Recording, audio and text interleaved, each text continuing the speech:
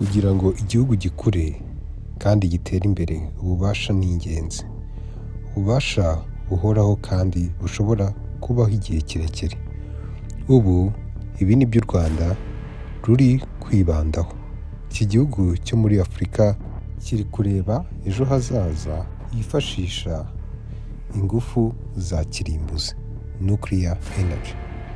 Guverinoma y'u Rwanda imaze kubona inkunga ikomeye mu mugambi wo kubaka reactor ntoya ya mbere mu ntangiriro z'imyaka ya 2030.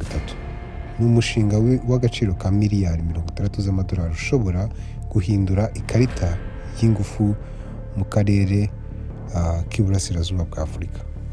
Uyu munsi ikigo mpuzamahanga gishinzwe ingufu za kirimbuzi IAEA cyahaye u Rwanda inkunga ikomeye.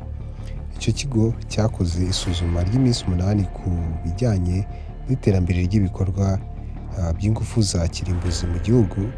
Ubu bushakashatsi bwakozwe ku busabe bwa guverinoma y'u Rwanda. Inzobere z'iki kigo zarebye amategeko y'igihugu, imishinga y'ikoranabuhanga n'uburyo bwateguwe ku bijyanye n'umutekano. Umwanzuro wabo, u Rwanda rurimo gushyiraho urufatiro rukomeye rwo kubaka gahunda z'ingufu za kirimbuzi. Ikipe yagaragaje imyitwarire myiza ishobora kungukira ibindi bihugu bigikora ku ngufu za kirimbuzi. Mu byerekeye itangira rya gahunda, guhuza ibikorwa bya guverinoma, gukorana neza n'abafatanyabikorwa no gutegura hakiri kare gahunda z'impanuka n'ubutabazi. None se gahunda nyirizina ni iyihe?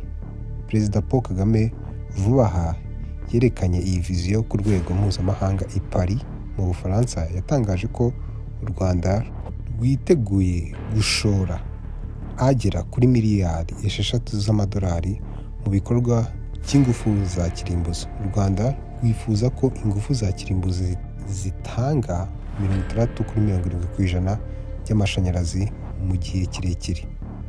Ingufu za kirimbuzi zizaba igikoresho u Rwanda rwizeye kugabanya no kwikura burundu ku mashanyarazi akomoka kuri peteroli.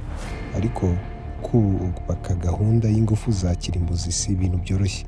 Nubwo IAEA yashimiye imbaraga z'u Rwanda, iyo nkunga yaje ifatanye n'inama z'ingenzi. Hari ibikorwa bikenewe mbere y'uko gahunda y'ingufu za kirimbuzi itangira.